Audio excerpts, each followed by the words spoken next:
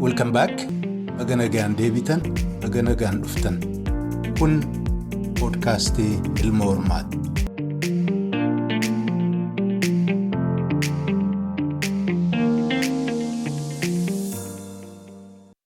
Ashamaa kabajamoo hordoftoota poodkaastii Ilma Hormaa irra deebi'een baga nagaan dhuftan, baga nagaan deebitan isiniin jedha. Akkam jirtu? Nagaadhaa, fayyaadhaa, jajjabaattu? Dandamattanii torban tokko guutuu warri Middle East fi Yahudaadha, Arabaa, Nasaaraadha nafne wal cafaqu jira. Afrikaan akkam jirti? Gatii gaazii fi gatiin meeshaa garaa garaatti qaala'ee innis harbii kan biraa ta'e isin dhibaa jira. Egaa harbi gaafa maal godhu maaltu miidhama jedhani? Hojii namaatiin quufa warra kaaniitiin kan miidhamu silaa hiyyeessa. Egaa mee haa abdannu kaa wanni kun dafee dhumatee nagaa namaaf kennana jennu malee egaa laafaa miti. Hadhaa waanuma sanarraa gaggabaabsee kan biraas dabalata oduun yoo jiraate isiniif dhiyeessuun tattaaffadha. Xiqqoo maayigireeniin tokko mataa kiyya keessaa sirbaa jirti. Gaafa isiin sirbitu ijji isin dadhabde. Kanaaf isinitti hin daneessu, isinitti isin dheeressu. Viidiyoo garaagaraa kilippii waan namoonni garaagaraa dubbatan waanuma amma deemaa jiru keessaa lola warra Israa'el, Ameerikaa fi Iiraan jidduu deemaa jiru irratti yaada namni kennate mummuriin isinii dhiyeessa. San keessatti ilaalcha amantii garaagaraa mul'achuu danda'a. Sana irratti namni gariin sensitiif yoo taatan ammuma xiqqoo of jabeessaa takka immoo irraas yoo dhaabbatan gaariidha. Kanumaan dhaammachuu barbaada. Kaan rakkoon warra amma wallalaa jiru Arabas ta'ee Yahudaa warra Faarsiis haa ta'u rakkoo ganna dheeraa kumaatamaa waan lakkaa'amu waan ta'eef hamminaan irraa beeku xiqqaadha. Kanaaf kan akka jeelaadha, sana badaadha waan jedhu qabu. Aadaa isaanis qajeelcheen beeku.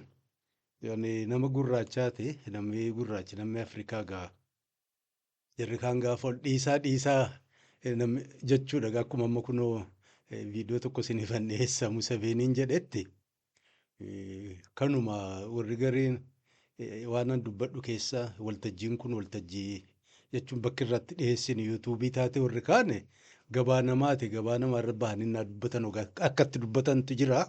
San keessaa isintu dhimbiibee waan isin fayyadu keessaa fudhata malee waa hundaa akka waan qe'ee ofii keessa teenya dubbachuu hin dandeenyu. Kanas qubanaa qabaadhaa jechuu kooti. Oduun isin duraa uummanni warri Chaayinaa jechuudha. Lolli amma Iraan irratti erga jalqabee booda sooshaal miidiyaa biyya isaaniitti gabba'anii jechuudha. Marii gaggeessanii uummata kunoo gaazexaa warri Chaayinaa tokko irratti akka baase gargaaruuf jechuun maallaqa akkamiin buusnee uummata haqaaf lolaa jiru kana gargaaruu qabna akka jedhuun bal'inaan jedhan sooshaal miidiyaa isaanii gubbaa ba'anii karaa maallaqatti buusan gariinuu erguu jalqabe na fakkaata.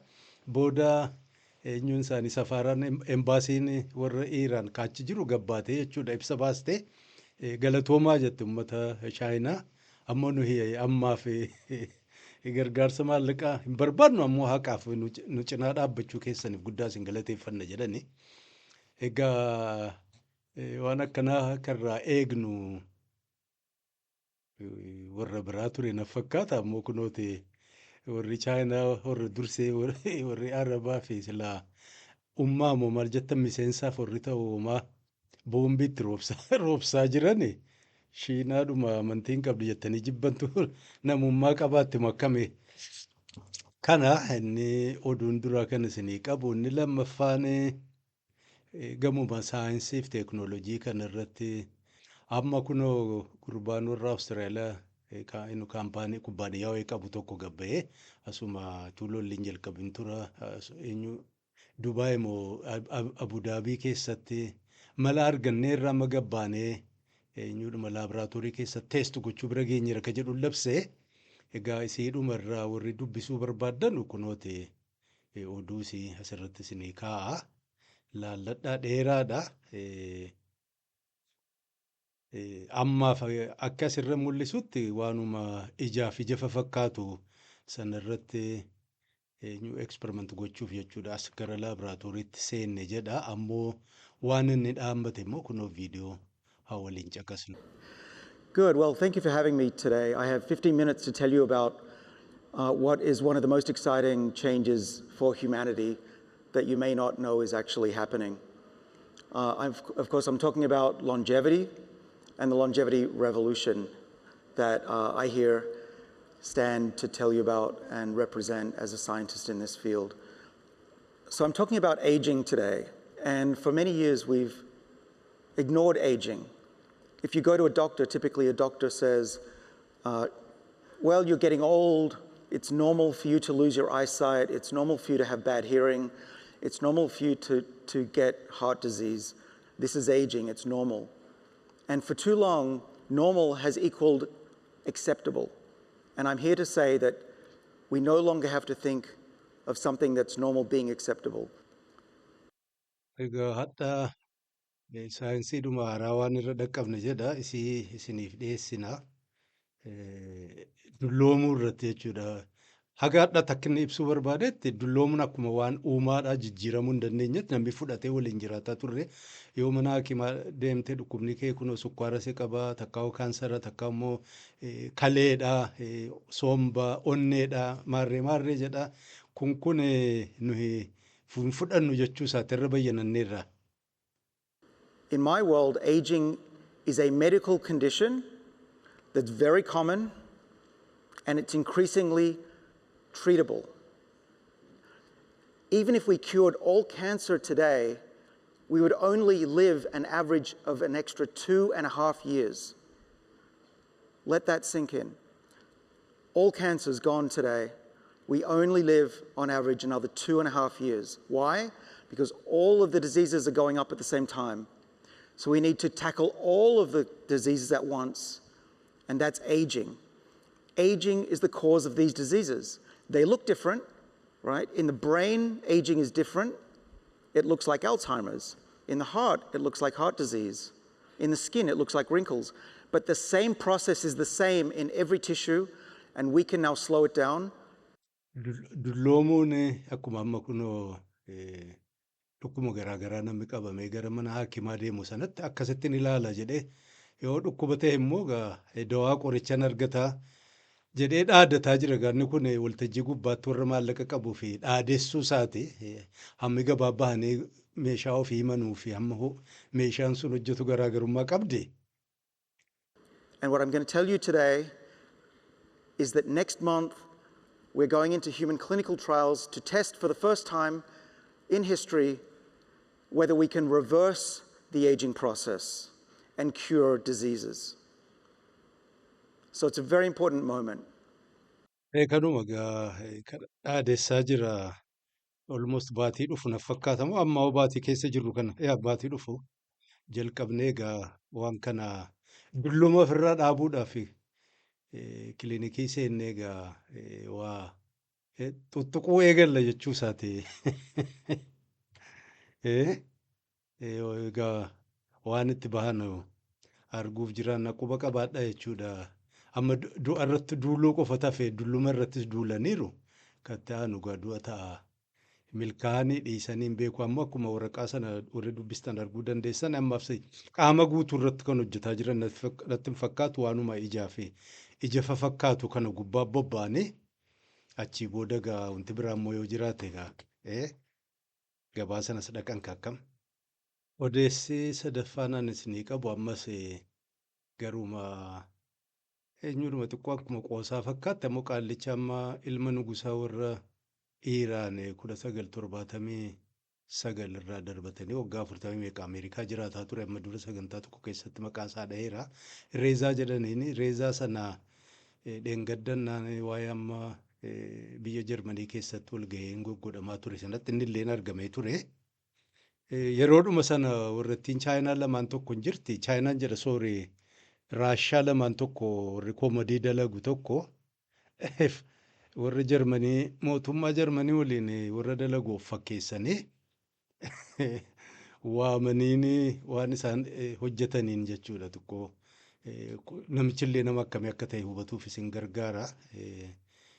Mee jarattiin sun Vovan and Lexus jedhanii beekamanii maqaan isaaniis ni jijjiira. Bilaadimir Maarreedhaa fi Aleksii Maarree komoodiyaanii wayiiti akka isaan isa salphisan fi namni aangoo siyaasaatti bololu akka inni ta'ullee laaluun bareedaadha mee kunooti.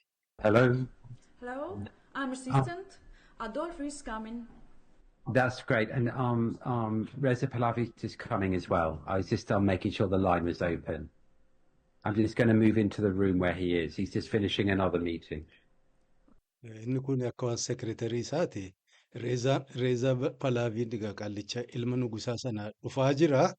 Naa obsaa jedhee kutaa manaa kan biraa keessatti wal argina. Kunooti egaa jirri lamaan kun qophaa'anii itti bahan.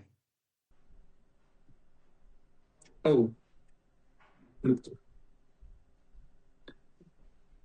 Hello. Hello, good afternoon. Good afternoon, dear Prince Pahlavi.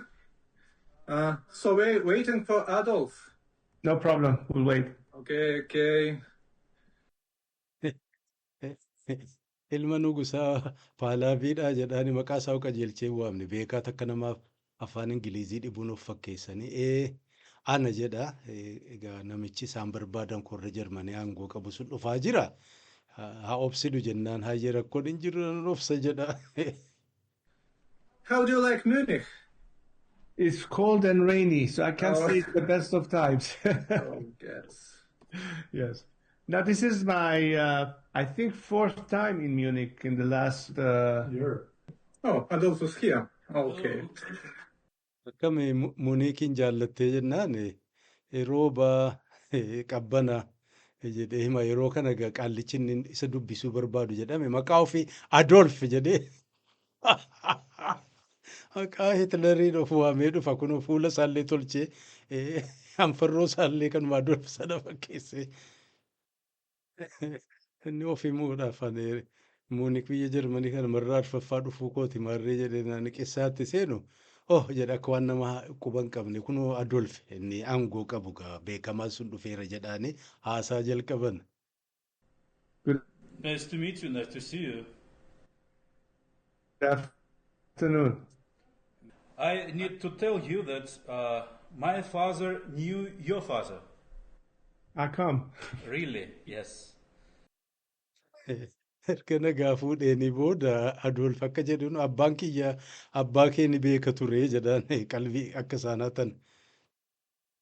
What was that? Was it, he has Grandfather, Adolf's grandfather. Yes. My grandfather knew your father. Jijjiire immoo abbaa miti akaakayyuun kiyya abbaa kiyya warra kuchiballoo kana. I love them. How interesting. Was he stationed in Iran in some capacity? Yes, or? he was. He served in German army, and he was as an agent in Tehran in 40s. That's very interesting. Yes. Good to know. Okay, let's start. Akaakayyuun kiyya Jarmanii waraana Jarmanii keessa ture biyya kee keessatti eejentii ta'e basaastuu ta'e dalaga. I love this crazy guys. Akkas jedhaane amma gara dubbii keenya taaseennuun dhufte. And let's to welcome you today. And our friend, President Weber, told us about a great conversation with you. So we would like to discuss some details of our partnership and also your personal meeting with the Chancellor, I think on Sunday, if it's okay for you. Egaa amma haajaa sana mareetu seenaniiti guyyaa alhaadaa pireezidaantii biyya Jarmanii sanaan akka wal argitan wal qunnamtan goona sanarraa maree hagaggeeffannuu dhagaa hamma dubbiin dhufti caqasaa.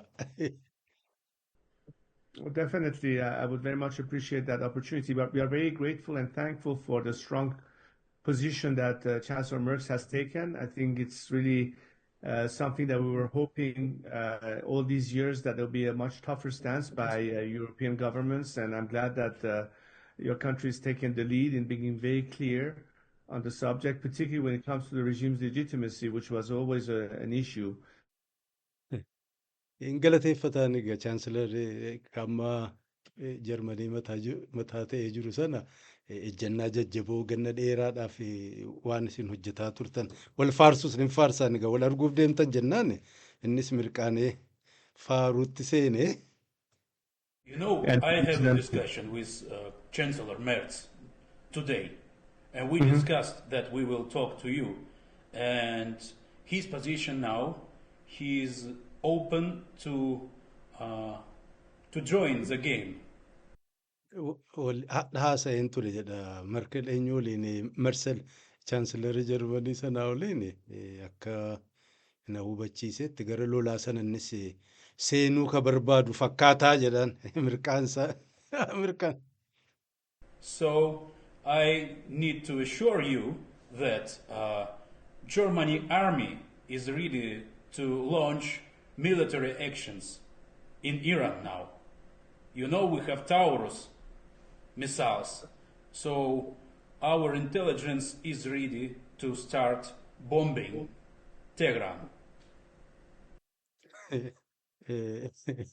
Waraana sachii qabna misaayila hundinuu qophiidha kanaaf Teheraanin daaraa gochuuf qophoofnee jirra akkam si fakkaataa jedha biyya isaa.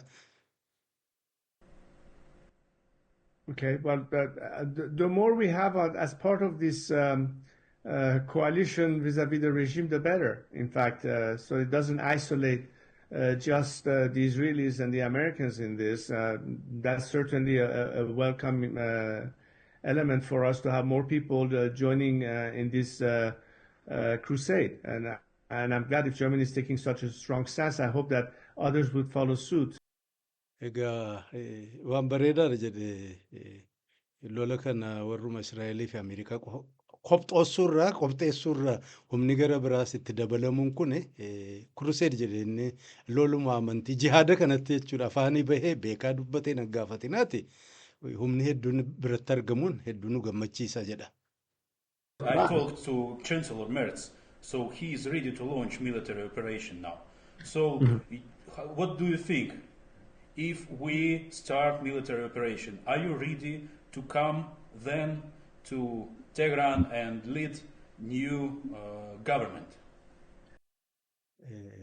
Qophoofneerra Jarmaniinis waraana seenuuf deemti.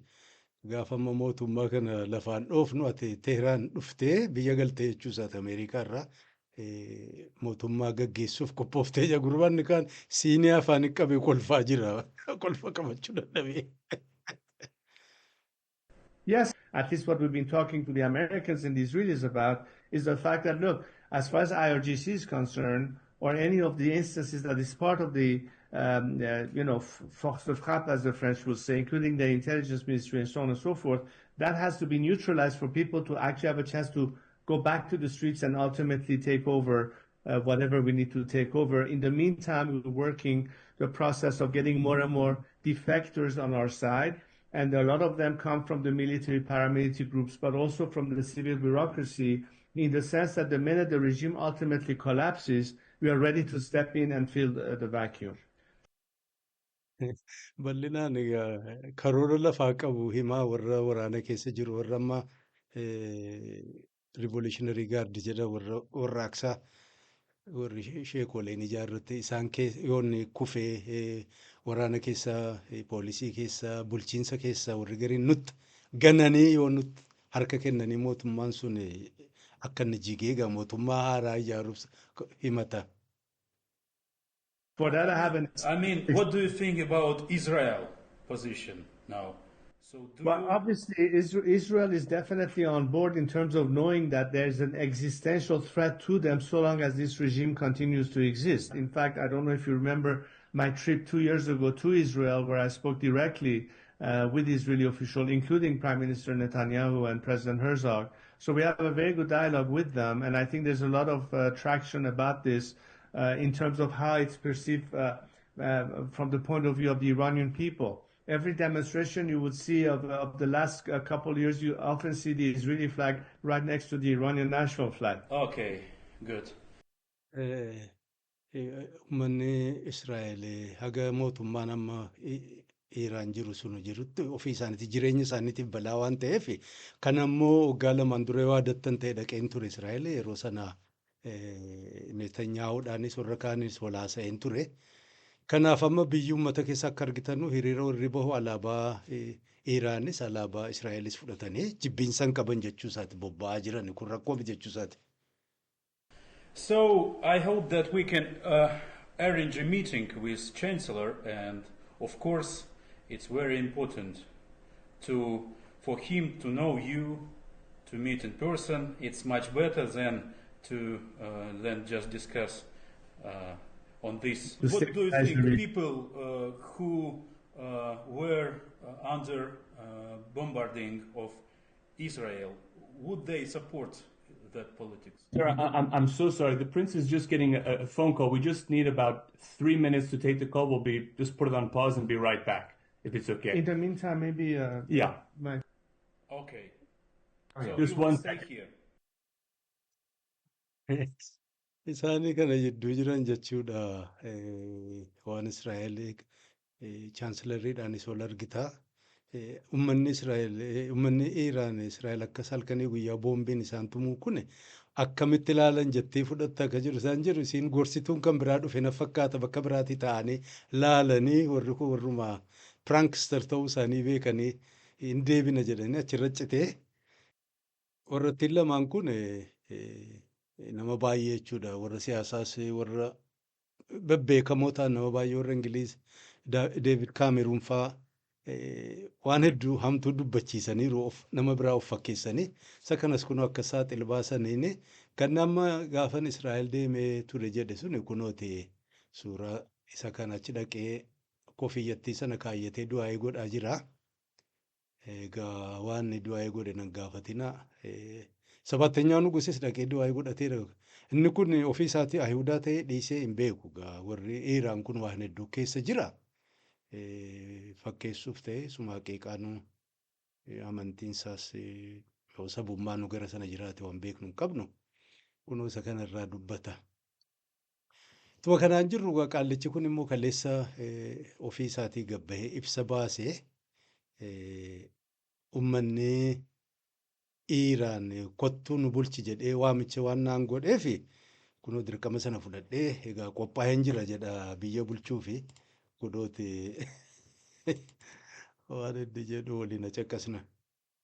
The Islamic Republic has launched missiles at the United Arab Emirates, Bahrain, Qatar, Kuwait, Oman, Jordan, Iraq, and Saudi Arabia. It is targeting our Arab neighbors. These violations of their sovereignty are unacceptable, and we condemn them. But this is nothing new. This is who the Islamic Republic has always been, and this is why it must end. Inkasa isaanii warra amma lollitti jiru kana isii of ittisuudhaaf misaayila garaagaraa olii gad daddarbatan kana biyyoota amma eenyuun kaampiin waraanaa Ameerikaa jiru sanatti waan isin daddarbattee hojjette kana maqaa sana tarreessee waama badii godhee hima jechuudha. Biyya bulchuuf of qopheessaa jira nama Ameerikaa jiraate ganna meeqa.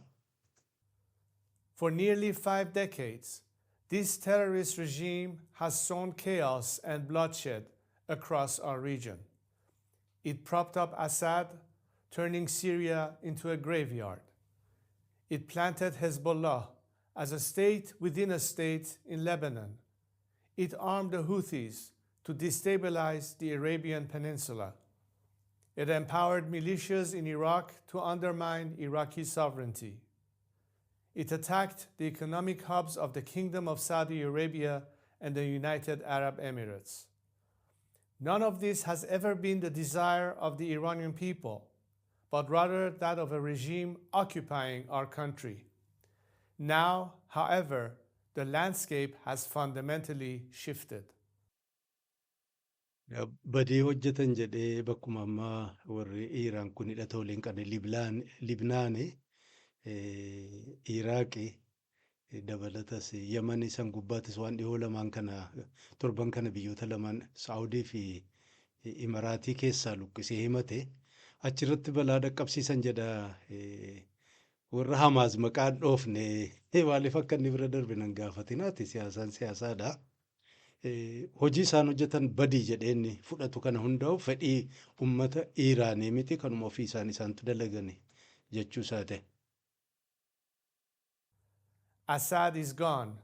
Hezbollah has been decimated. The regime's military nuclear program has been set back. Its economy is in a free fall. The pillars of this regime's aggression are crumbling. The Iranian people have paid the price in blood to reach this moment. The regime massacred tens of thousands of my compatriots in just 2 days, but it didn't break the people. Instead, the regime itself is breaking. Today, history reminds us of our future potential. Egaa warra akka isaatti mootummaadhuma Iiraantu gargaare ka jedhu Asaad Siiraa keessa jiru jigee kufee jira. Hezbollaan Libnaan jirtu cabdee jirti jedha garuu Israa'el guyyaa lamaan kan isaanuma tumaa jirti warruma caban jedhaman kana.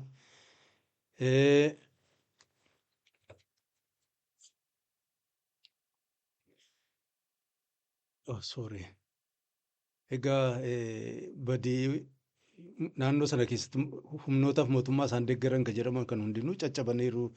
Asaad kan Siiriyaa warra ammoo Hezbollah Libnaan keessatti ammoo Hezbollaan ammallee loluma gubbaa jirti. Jara kana egaa daddabalatee yakkaane waan inni godhuuf deemu gaa argina. Before the revolution, Iran worked closely with Arab leaders, from King Faisal to Sheikh Zayed to King Hussein to President Sadat. In Oman, my father helped Sultan Qaboos defend his country against insurgency. We were true partners then. We will be true partners again. Waan dabre waan seenaa abbaasaa egaa inni aangootti dhufuudhaaf abbuma himata waan biraa wanti inni hojjete hin jiru irraa dhalatuuf zabana sana warra mootolii ture amma lubbuun ka jiru tokkollee hin jiru warra Saawudii taate warra Yemanii taate warra Imiraatii Masrii maarree nagaa waliin jiraataa turre jechuudha. Gaafa abbaan kiyya biyya bulchaa ture biyya keenya qofaa miti warra kaan waliinuu egaa laala alaabaan isaallee kan leenca qabu akkuma warra amma Itoophiyaa.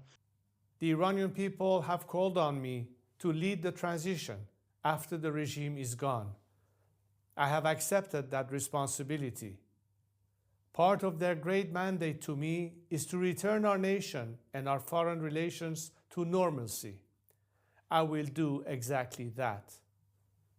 My commitment is to ensure the transition is orderly, the country is stabilized, and Iranians determine their future through the ballot box. We will not repeat the mistakes of past transitions.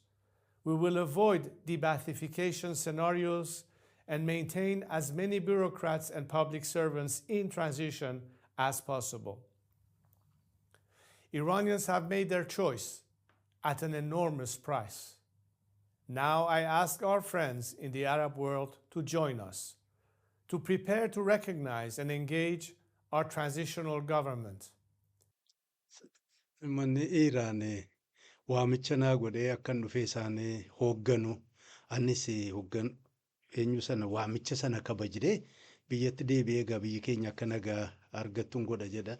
Uummanni lola keessa halkaniif guyyaa boombiitti eenyu misaayilaa fi xayyaaraan tumaa jiran bakka kam yoom akkamii waamicha isa godhee isaaf godhee sana egaa nu laalchisu rakkoo isaaniiti. Kana jira Ameerikaan egaa shumata isaa kana fudhatanii jabeessanii immoo ittiin laaluu fi hin beeknu arguuf jiraanna akkam jettu jala deemaa hordofaa. Kanumatti lola amma deemaa jiruun wal qabatee mootiin warra Ugaandaa xiqqoo waanuma nama kolfisiisu wayiiti musliima achi jiru Kaampaalaa jiran na fakkaata achitti faxirii waamee kottaa waliin faxarra jedhee kutbaatti seen amma isaan dadhabanitti kunoo dhagaa. In the Middle East is something we have discussed with those leaders. I have really discussed with those leaders. All of them, our friends. The Israelis are our friends. The Iranians are our friends.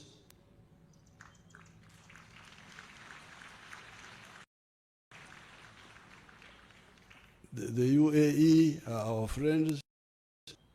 The Qataris are our friends. The Saudis, the Americans. And when there was fighting last year, I put out, you know, I am chairman of the non-aligned movement. Up to now, I am still chairman. But when the fighting started last year, I first kept quiet. I didn't want. But after some time, I issued a statement. My staff can get that statement and give it to the people who are here, where I really externalized what we have been talking quietly with all these people.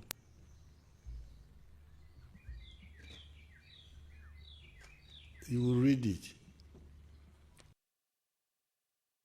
Akkuma nama dulloome Afrikaatti qissaa himutti gatteene warri kun hundinuu michuu keenya jedhe saahiba kooti. Warra amma balaan itti jiru Iiraan hin hafne, Qaataar hin hafne, Saawudiin hin hafne, Imiraatiin haftu, Israa'eel, Ameerikaa kun hundinuu saahiban kiyyaa jedhe. Juun sana keessa waggaa dabareednaa isaan wal lolanu ibsa wayii baaseen ture. Naggeessan ibsa sana kunoo maxxansanii warra as jirtaniif isinii firanii warra non-aligned movement jiraachuu isaa warraan fadheen ture. Ammaan isa dura taa'asaati. Kana gaa namni garii muguu jalqabe taraawiyyuu salaatanii dhiisanii hin beeku. Maaltu asiin nu fide gaabbaa jirani. But the whole problem, what we call in English chauvinism. Chauvinism. Everybody thinks he's the one who is most important. So that's why we have got that huge problem. You can see now the destruction, the dangers.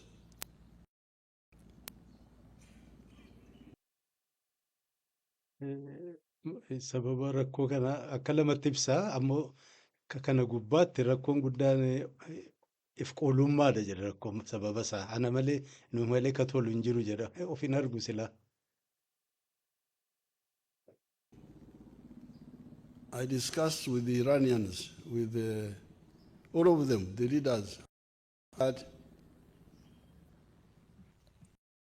you recognize Israel. They said Israel does not belong here. It is a transplant in the Middle East. I said, no. Me, I know this part of the world from the Bible. You are all mentioned in the Bible. The Jews are mentioned. The Persians are mentioned. There's another group called Medians. The Philistines, Palestinians are mentioned. Goliath was a Palestinian. Why don't you? So I told them, you should accept Israel. We implement the two-state solution. Warra Iiraaniin wal beekna jedha matootii isaanii kan duran irraa nabbisee maqaa isaanii dhahee maal jedheeti Nan gaafadhe maaliif isin Israa'el akka mootummaatti akka biyyaatti jiraachuusii maaliif isin beekamtiin kennineefii jennaan lakki jarri kun quncee bakka biraatii fidanii as dhaaban malee hundee hiddaa siin qabanii naan jedha lakkiin jedhee naan seenaa nan beeka. Waan naannoo sanaa ani matsaafa qulqulluu qara'een beeka. Hundi keessanuu arabas taatanii warri Faarsii, warri Yihudaa, warri Filisxeem achi keessa jirtan akkamiin bakka biraarraa dhuftan jedheeni mormeen jedhaatti fufa.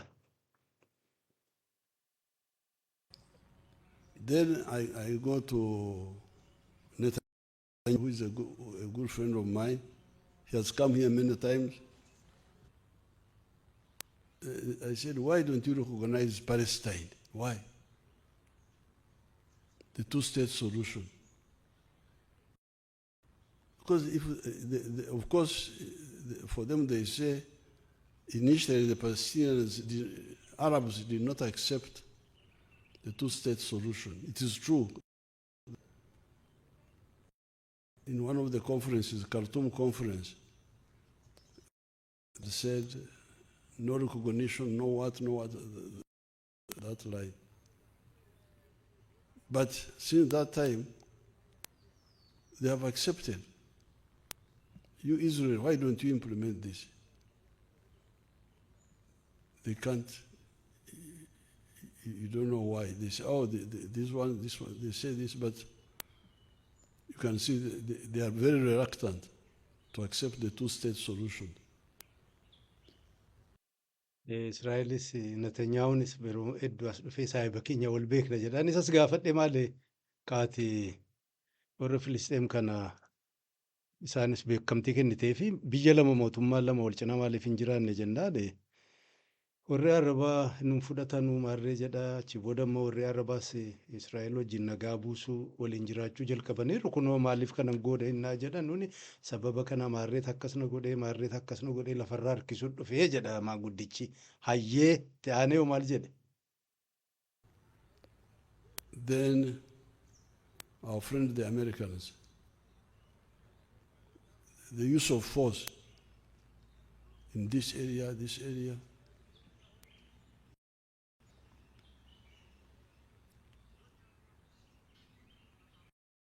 in that statement, I gave the history of all these mistakes. So therefore, I want to congratulate you Ugandans, because when we told you, please avoid sectarianism, reject sectarianism. Marsee deemee warra Ameerikaas humnaan waa hunda bakka hundatti furmaata argachuu tattaaffatanii kana bal'isee barruu kiyya waan amma non-aligned movement barreesse irra jira. Chumatti argitanii ammoo isin warra Yugaandaa keessaa bakka sana akka jiru warra Musliimaa kanneen isin gorsu waan amantii irratti hundooftanii walirra bobba'u dhiisaa balaa kanarra of hambisaa jedha maanguddoon egaa sectarianism Musliima qofatu dhiisuu qabamoo warri kaanoo jedhu isinuu gaafachuu dandeessan isinuu ajandaatti itti aantu. Egaa dubbii sectarianism itti dhufnaa lolli jimaata galgalaa fi sabti erga gaggeeffame booda sanbata guddaa Ameerikaa keessatti warruma ammaa prosperity gospel akkuma warra ammaa Ankoobareetti amantu sanatti warri amanu congregation eenyudhuma sanbata bahanii charchii isaaniitti sibkatii jira achirratti qeesiin Pastor John Hageemo Hejjee jedhan dubbate tokko isinii dhiheessa kunoo waliin caqasna.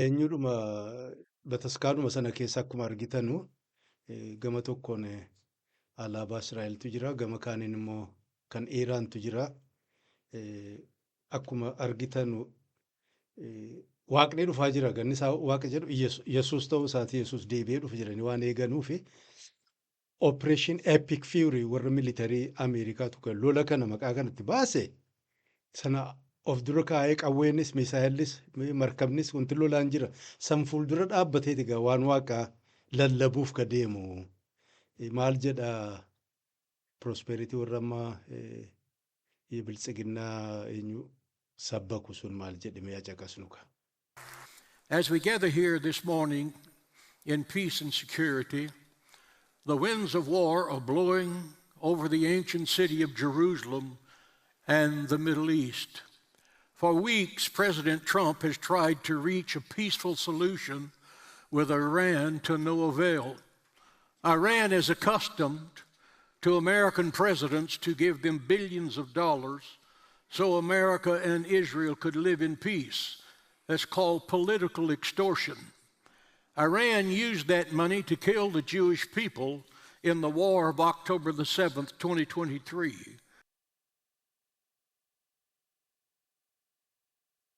Egaa jalqabuma kanaa nuyi nagaan as keessa teenyeen waaqeffannu Middle East kana inni Israa'eluma jechuu isaati lola keessa jiranii yeroo dheeraadha mootoliin Ameerikaa maallaqa kafalaa gubboo kennaa fi mootummaa warra Iraan kan eenyu sossobataa isaanuma maallaqa sana fuudhanii warra kaaniif kennanii uummata Israa'el ficcisiisaa turanii sun amma boodan jiru mootiin keenya Doonaald Tiraamp lolatti banee jira kanaaf egaa waaqni maal jedhe haa barakatu jedhe waaqni isa barakaa irra nuuf haa buusuuf gammadan uummanni amantii jala deemus.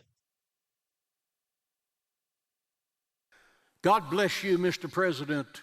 God bless our fighting forces in the Middle East.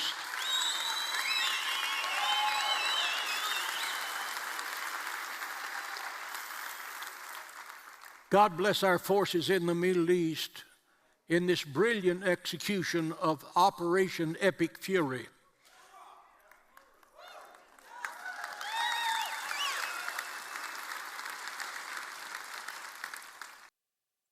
Waraana isaaniis eebbisanii zamachaa amma Epic Fury jedhanii isaan moggaafatanii ittiin bobba'an kanallee faarsee egaa milkii hawwee fi qeesiin kun paastor. Today we are going to discover Bible prophecy called God's Operation Fury. He has planned for Iran in the near future. Read the text, please, with me. Psalms 122, 6 through 9. David writes, Ragaa baasuuf deema gaa matsaafa qulqulluu keessa waan waaqni uummata Iraan kanaaf karoorsee lafaa qabu jedheeti gaa kunooti bakka irraa argannu waliif dubbisuuf deema. Dubbisaa laalladhaa 122, 6 to 9. Pray for the peace of Jerusalem. May they prosper who love you. Peace be within your walls. Prosperity within your palaces. For the sake of my brethren and companions, I will now say, peace be within you. Because of the house of the Lord our God, I will seek your good. The Word of God commands us to pray for the peace of Jerusalem. They shall prosper that love you. We thank you for the fabulous military victory over the enemies of Israel this week. The Bible says, he that keepeth Israel neither slumbers nor sleeps. We thank you for our President Donald Trump, whose wisdom and courage has crushed the enemies of Zion. Today we rejoice in the prophetic scriptures of Ezekiel, revealing God's Operation Fury for the enemies of Israel. King David writes in the Psalms concerning Israel, you shall break them with a rod of iron. You shall dash them in pieces like a potter's vessel. In Jesus' name, may the name of the Lord be glorified. And all of God's children said amen. Waa'ee godhe egaa matsaaf qulqulluu keessaa fuudheeti waan Yerusaalemii fi du'aa'ee godhamee achirraa kaasee immoo egaa uummata Israa'el kana Yerusaalem kana tiksuuf waaqni Doonaald Tiraamp ol kaasee isallee duula bobbaase duulli kennillee milkii ta'uu isaatiif egaa faaruu galchaa jira waaqa galateeffataa jira paastarri kun. History proves that Iran will murder and rape and murder and rape countless people until they are stopped by force. Other presidents did not have that courage. Donald Trump has that courage, thank God.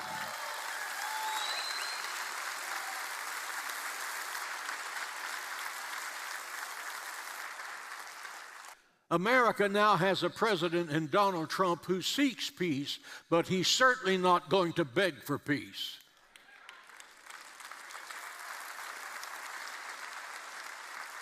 President Trump believes what George Washington said 250 years ago. America must have peace through strength. Peace through strength. God bless you, Mr. President. God bless our fighting forces in this brilliant execution of Operation Epic Fury.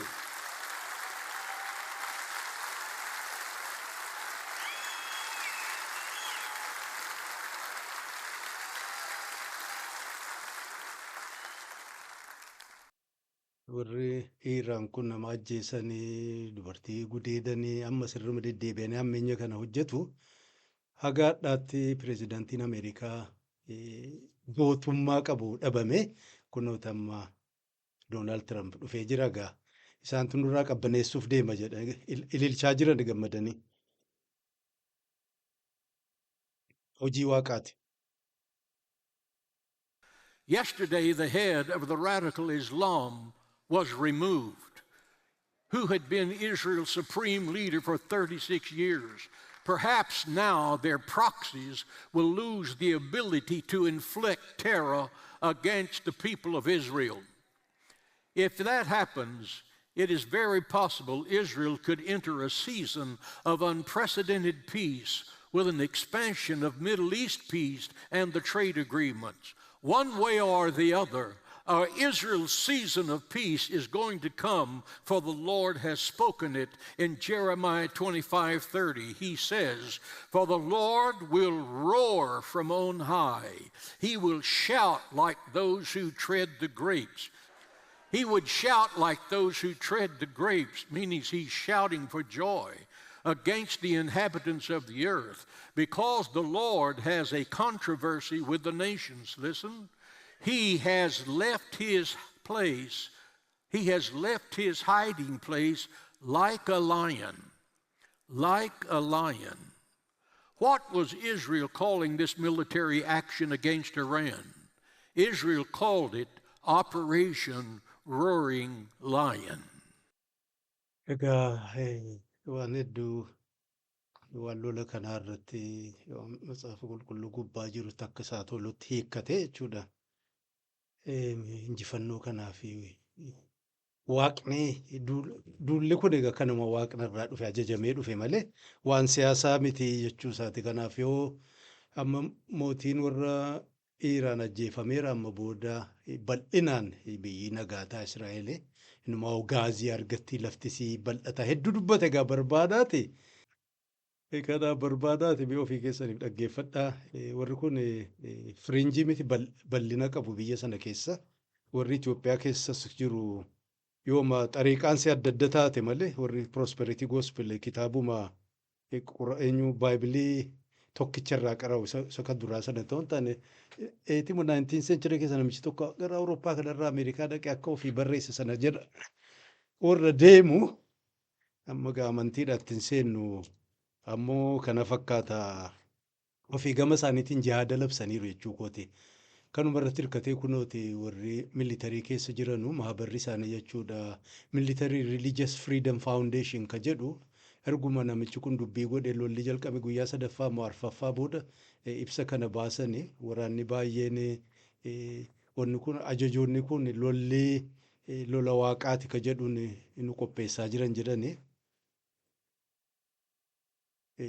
Sagantaa karoora waaqni baasee kanarra bobbaatan jedha. waaqan Doonaald Tiraamp yesuustu muudeen jedhani waan kanarra ifa ta'e akka nu gaggeessu kanaaf maaloo iyya rakkannee ka jedhu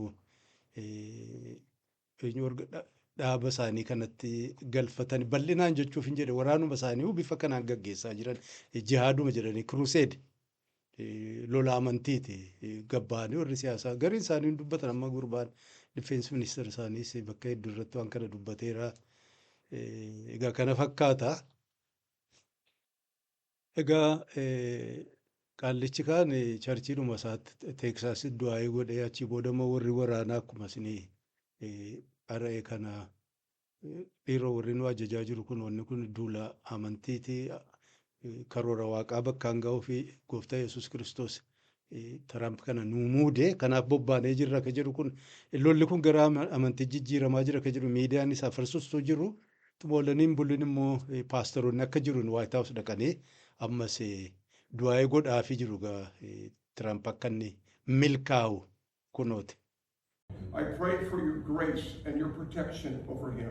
Yes. I pray for your grace and protection over our troops and all of our men and women serving in our armed forces. Yes. And Father, we just pray you'll continue to give our president the strength that he needs to lead our great nation as we come back to one nation under God, indivisible, with liberty and justice for all. We pray your heavenly blessing upon him in Jesus' name. Amen.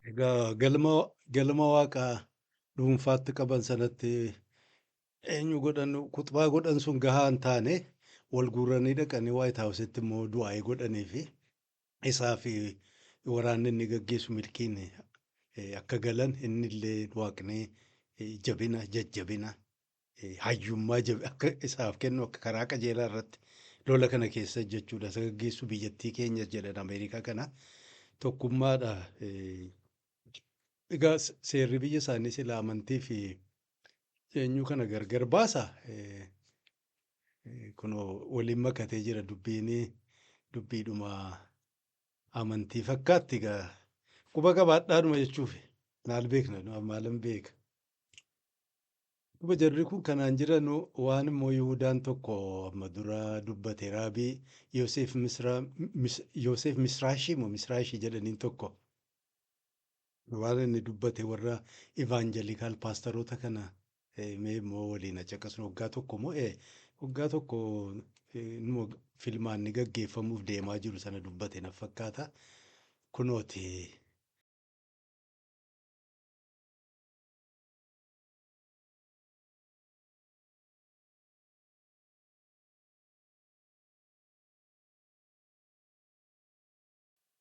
Waan kunooti inni. Warra amma ortodoksii jiru jedhaman keessa heredmii moo heredmii hin beeku waan isaan jedhaniin qo'e qaqqabu qaqqaban isaan xariiqaa qabu na fakkaata maal abbaa kootiin beekaa jamaa rakkannee gabaa namaa keessa waan nu ilaalchisne Yahudaat herediit jedhaman jarri kun immoo xariiqaan isaa egaa isaan laalchisee maaliif warri amma evangelikaal jedhan Ameerikaa jiran kune maaliif Israa'eliin Yihudaa jaallatanii akkanatti ibsu waliin caqasna. The Christians evangelists here in America, which almost all of them are Republicans, they're probably all going to vote for Trump, and they are very pro-Israel. They are the ones that, thanks to them, United States always been with Israel in the last few decades. Warri amma Kiristiyaan Evangelika warri amma du'aa godhu argine kana baay'een isaanii warruma paartii Riippablikaan jedhu sanaa waliin jiranii akkuma inni nu shakke Doonaaldii fi Tiraampiif sagalee kennuun isaanii waan hin oolle jedha jirri kun maallaqa guddaa qabanii Israa'eliinis yeroo dheeraa gargaaraa turan jira bal'inaan gaafa amma Yahudaan garaagaraa biyya isiitti gara Israa'elitti adeemtu jedhamee Aaliyaa ergan sana maallaqa guddaa miiliyoonaan lakkaa'amu isaantu kennaa ture hedduu gaariidha jedha. If you take out Christianity out of the picture, what the United States has to do with Israel? The only things they are helping us is because of religion reason. Yoo amantii kiristaanummaa isaanii herrega keessaa baasne sababni Ameerikaan Israa'el gargaartu maal inni jedhe maal waliin qabnaa deebisee ofiisaati rhetorical waan gaafisan deebii kenna amantiidhaa jedha maal inni amantiin sun. But what a lot of Jews do not know is that they're not doing it for us. They are doing it only for themselves. Make no mistake. Yihudaan hedduun kan hin beekne jarattiin kun gargaarsa Israa'elii fi Yihudaaf goone jedhan sun nuufii miti jedha ofii isaaniitiif godhaa jirani. They all believe that once we will go back to the Holy Land and J.C. Penney will show up to redeem the world, he will put us all to be burned in hell. That's what they believe. Because we never accepted him. And we won't accept him. Akka isaanitti yaadan jedha akka amantii isaaniif akka itti yaadan gaafa amma gara maayii irratti Yesuus Kiristoos deebi'ee dhufe nuyi jedha Yihudaa kana guutuu maree ibiddan nu darbata isaantu keessa jiraata maaliif jennaan nuyi Yesuus Kiristoos hin fudhannuse kanaaf dhumaatii keenya sammuu keessaa qabaniif nu gargaara jiran jedha. So why they want to help us to take over Israel, to win against the Arabs, make sure the Jews go, why they pay all these organizations that sponsor Aliyah? A lot of the people who made Aliyah, it's Christian money. All the airfare, it's all come from them. There's some Reform rabbis who have connection with them, they get hundreds of millions of dollars donation from them. Rabbis from Manhattan, from Texas. Why they are so generous? Why are they donating money to Israel? What do they care about Israel? The answer is because they believe the Messiah would come. They just have the wrong identity of the Messiah. That's it. They believe that it's actually JC. They never watch my debate with a Christian professor. They would watch it quickly. They would dump all their Christian symbols, you know where. Because it would be so obvious that it's all fake. Egaa akka ilaalcha isaatti kunooti bal'isee himeera warri kun maallaqas qabanii maarree gargaaraa turan sababni isaan Yihudaa gargaaran Israa'el gargaaran guyyaa maayii gaafa gooftaa Yesuus Kiristoos inni J.C. Penney jedhee itti qoosaa itti namanu gaafa inni dhufee Israa'el akka jirru nuyi ibiddatti darbatame Armaageeddoon boodatti jechuudha. Isaantu waan sana dhaaluuf deema dhaalme af qopheessanii jiran jedha hin beekanu Masaayaa kijibaa jira deemaa jiran tu beekan akkasin godhatu falmiyaan nama kiristaanaa paastara waliin godhe silaa guutuu dhaggeeffatani amantii isaanii kana guutuu dhiisanii biraa galan jedha gaa kunis hin jiraa jechuuf hin jedhe Yihudaan hundinuu akkuma addunyaa hundaa isaan keessas bifa garaa garaa qabani namni kun xiqqoo kontroversiyaal jedhaniin gariinis maraataadha jedhaniini ammoo bakka garii garii irratti gaa waan hedduu dubbataa kanas quba qabaadhaa isiniin jechuu fi waan torban kana keessaa isinii walii guureerraa akkuma argitanu warri Ameerikaa fi warri Israa'elis akka yaadanitti jimaata galgala sabtii fi ahadatti dabaliiti samii fi maarreedhaan tumanii jennaan erga warra Ayatollah isaa waliin jijjiiran kana ajjeesanii booda biyyis ka'ee akkuma eenyu kaan jijjigdi jedhanii yaadanii turan hin taane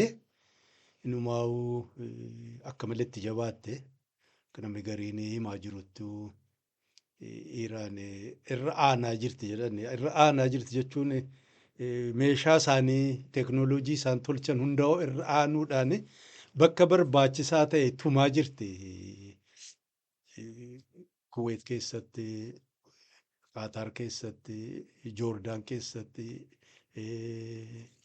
Imiraatii keessatti keessoo bakka amma raadaariin jajjabaa fi riiseptar raadaar isaan jedhanii maallaqa gurguddaan qopheessan kana hunda daaraa goote waan isaan itti dhukaasan kana arguu amma isin dadhabde jechuudha fakkeenyaaf isa kana faa jechuudha jabaa jedhamee beekamu daaraa goote jedhanii tumtee achi booda misaayilii isin ergitu arguu hin dandeenya jedhan kun akkasiin ibiddatti kaaste lash goote Imiraatiin isin Daarfuur keessatti uummata iyyisiisaa turte nama gurraacha ficcisiisaa turte jaanjawee waliin taate lolli kun maayyee qeesitti dhufee jennaan kunooti raafamaa jirti akkuma suuraa kana irratti argitan aarri isaan qabate boombii bakka garaagaraa irratti eenyu Dubaay keessa burjii sanatti dhiyaatu militarii kaampii dhoofte kan biraa dhiisaati bakkuma isaanii waraanni isaanii jechuudha waraanni Ameerikaa fa'aa kaampii gadhiisee manuma hoteela fakkaatu keessa jijjiraatullee sanallee adda baasanii jechuudha dhahaa jiranii sanarraan kan ka'e karifatte fakkaatti kunooti karaa maqaa abbaa isaatiin MBZ Sheek Zaayid jedhanii karaan kunillee kunootila waan isaan bu'u godhane hin beeknu Abudaabii sana keessatti akkanaan gootee jennaan uummanni rirrifatee namuu tatta'ee jennaan lakkisaa namuu midhaan kuufachuu jalqabe suppermaarkeet dhaqee bitatee maarree jedhee amma booda egaa baharri sunis cufameera eenyutti sana karaa dhiphoo isaan jidduu jirtu sana namni tokko darbuu hin dandeenyu daaraa sin ijjina siin jettee jennaan gaaziinis deemaa hin jiru meeshaanis midhaanis dhufaa hin jiru beelli nu fixaa jedhanii jennaan abshiraa jettee warri ministeerri ikonomii fi maarreen boolloo midhaanii hedduu qabnaa kanani eegganne guyyaan kun nu dhufti beekannee lafa kaayyannee jirra ganna dheeraaf kan nu ta'u midhaan kuusnee jirra Afrikaa isaa ta'u bakka biraarraa wanti nu oomishataa jirruuf guyyaa kanaaf nu ta'aaf ka jedhuun egaa qophoofne jedhani kanuma waliin aarii marraa duraatiif warri imraatii gabbaanii egaa warra Ameerikaa kana dura dhaabbatanii waa dubbatanii hin beeku jedhama kunooti qaallichi isaanii beekamoon tokko biiliyoonarraa jedhaman egaa hin beeku kunooti isaan kana Kalaaf Ahmed al Haftuur jedhamu Doonaald Tirampii fi xalayaa barreesse eegsu gubbaa gabbaheeti egaa cinqiin gaafa dhuftu obsin jiru gaafatan jechuudha gaaffiidhuma suduudaan insi gaafadha jedhaanii Tiraampiidhaaf ati murtii kana fudhachuudhaaf lola naannoo keenya keessa qabsiisudha maal eenyu akkamiin shakkiidha jechuuf hin jedhee Netanyaahu tokkoof deema balaa inni fiduu lola kana naa jalqabdu balaa inni fiduu naannoo sanarra rakkoo inni dhaqqabsiisuu danda'u kana hunda herrega keessa seensisteetta maarree jajjedha kunooti warri barbaadan ofii keessaniiti guutuusaa dubbisaa laala namni kun ofii isaatiif biiliyoona meeqa qaba jedhan egaa farankaa nama lakkaa'an oollu kunooti suuraansaa isa kana meeshaa hedduu of marsee jira. Warri Itoophiyaas bara wayyaanis na fakkaata gaafa deemanii warri gariis wal arganii turanii warruma ikonomiif olii deddeemu na fakkaata isa kana iyyisiisaa jirti jechuuf hin jedhe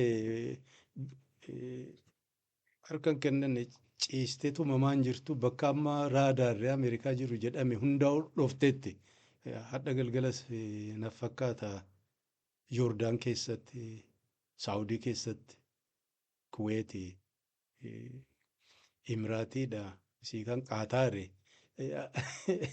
Arabni akka jiruun akka malee raafamtee jirti balaa kana hundaa nutti dhufa jetteen eegne suma dhugaatte jechuudha nama kaan irratti dhaqqabsiisaa turte inaaf ugaa manatti dhufee jira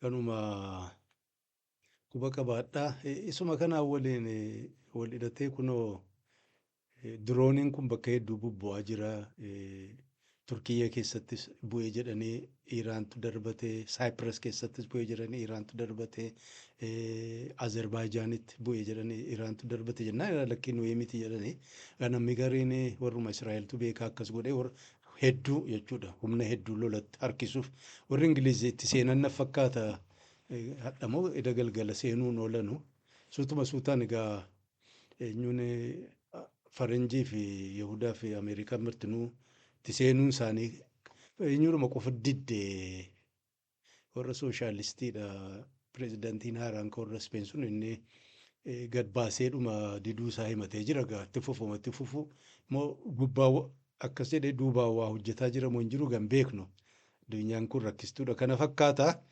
quba qabaadhaa kamaayyii waanuma Itoophiyaa fi Somaalee fakkaatu Somaaleen egaa tuma harkifattu leengaddaa heera haaraa tumattee gabbaastee jirti yoo hojiirra oolchan jechuudha. Heerri kun akka durii sana kootaa abbootiin gosaa uummataa hidhaa galchitee sanas sassaabtee maallaqatti nyaattu sun hafee namuu mata mataa isaatiin filmaata sana keessatti sagalee akka kennatu ka jedhu Egaa gosaan jiraachuun waan hedduu Somaalee bakka inni fayyadee jira. Ammoo yeroo inni jijjiiramaa dhufu haalli jireenyaa sannaa wayyaa dhufu sana gatanii immoo dhuunfaadhaan akka nama tokkotti lammii biyya tokkoo ta'anii jiraachuunis gaarii akka inni ta'u jira gaa hin beeku. Wanni kun milkaa'ee dhiisee gaa hin beeknu arguuf jiran ammoo sana jijjiirratanii jirani.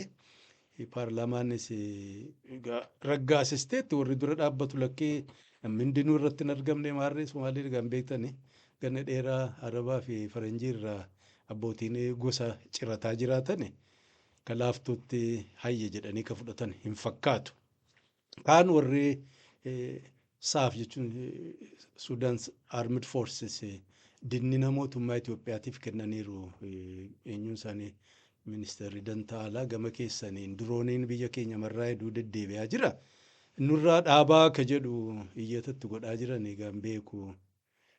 Hamiin gariin akka himtutti Ethiopian Airlines baay'ee biyya garaagaraa irraa meeshaa eenyudhuma seentiraala Awurooppaa kanas tuun hafiin meeshaa waraanaa fi dhaqee Chaad buusee Itoophiyaa maarree irraa akkas godhaa jira gaa hamiit hedduu jira. Maaliif mootummaan Itoophiyaa rakkoo sana keessa of seensisee naan hin galu uummata kanaafis faayidaa inni qabu.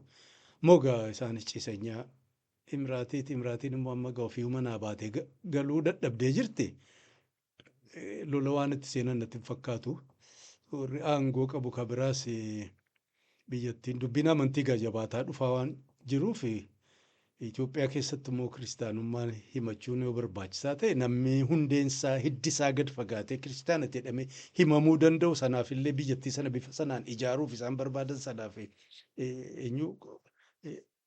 utubaa ta'uu kan danda'u warra tagaaruuti. Kanaaf warri humna qabu dhidhiibaa jira. Warratti nama Oromoo Kiristiyaan ajjaasan warratti Ortodoksiitti moggaa jirtu miilli tokko Oromoo miilli tokko gama sana jiru kun waggaa 7-8 ajandaa isaan barbaadaniif oolchiteetti. Amma second phase naa dhufu tagaarruu waliin jiraachuun even warruma Amaaraa jedhanu as gara seentaritti deebisuun barbaachisaadha ka jedhuun egaa bobba'an jalqabameera. Egaa wanti kun milkiin xumuramu hin xumuramuu egaa arguuf jiraanna kun deddeemaa jira. Tagaarruun asitti haammatamtu feezii lammaffaa Itoophiyaa keessatti hojjetamuuf deemu. Itoophiyaa bifa biyya kiristiyaanaa mootummaa kiristiyaanaa jabeessuu irratti jechuudha.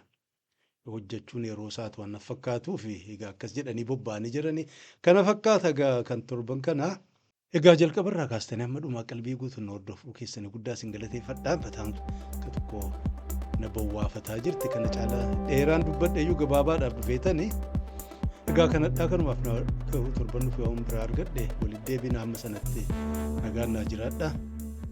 Bye bye.